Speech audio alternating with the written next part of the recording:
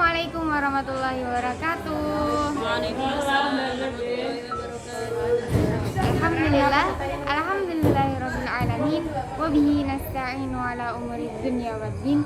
Wassalatu wassalamu ala asrofil anbiya'i wal mursalin sayyidina wa maulana Muhammadin wa ala alihi washabihi ajmain. Amma ba'du.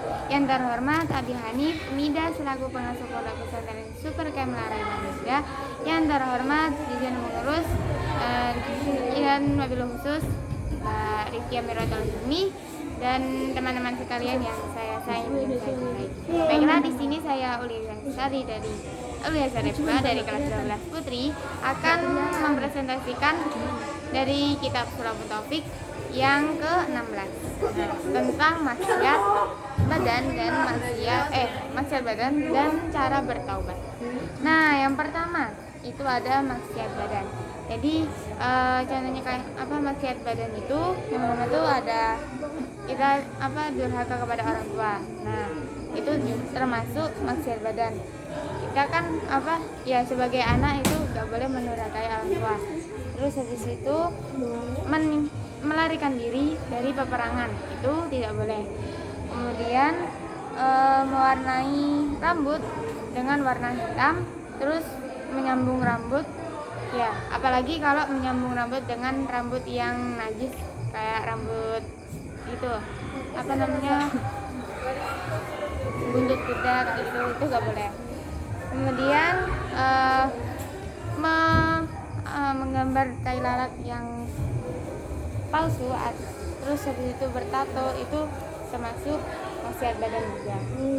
Kemudian mendiamkan orang lain selama 3 hari itu juga termasuk maksiat dan kecuali kalau ada maksud ya kalau ada kemudian kita tuh nggak boleh juga pakai emas dan itu dari sutra yang berat-berat kayak itu terus membawa barang-barang yang dibuat dari emas itu juga nggak boleh. Kemudian menghina para ulama itu juga termasuk maksiat badan dan menolong orang dalam kemaksiatan dan agar mendapatkan Tiket doang membantu orang lain dalam berjual biar dapat hasil yang banyak itu nggak boleh. Terus habis itu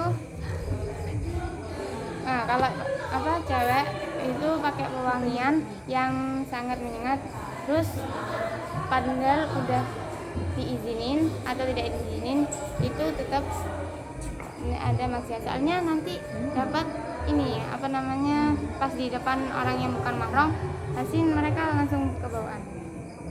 Kemudian duduk melihat orang yang berbuat kemungkaran itu juga termasuk maksiat badan dan menajiskan tempat sholat baik masjid maupun musola.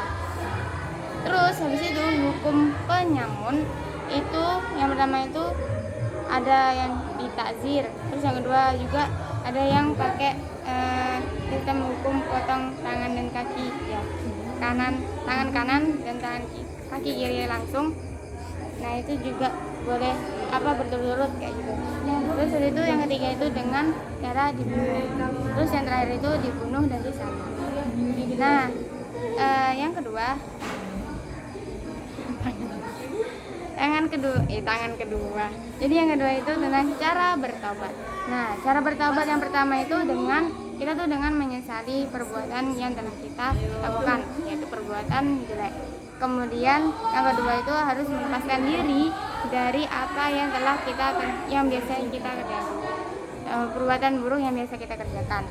Terus habis itu kita tuh harus berniat kalau kita tuh nggak bakalan kembali lagi ke perbuatan yang telah kita kerjakan ya, itu termasuk perbuatan buruk tadi. Terus habis itu kita yang keempat itu kita tuh harus memohon ampunan yaitu istighfar, dan yang terakhir itu kita itu harus meninggalkan kewajiban. Kalau kita meninggalkan kewajiban kita tuh harus mengkodoknya. Nah setelah itu jadi kita tuh bukan memahami hak Allah aja, jadi kita harus memahami hak hamba juga. Nah yang pertama itu ya yang kalau jadi kan taubat, jadi tuh apa aja perbuatan apa aja yang bisa kita menyebabkan kita tuh tobat. Itu kalau yang pertama itu mali itu adalah hubungan dengan harta. Contohnya kayak gosok, habis itu mencuri, kemudian memakan harta orang lain tanpa izin kayak gitu. Setelah itu yang kedua itu adalah wairu mali.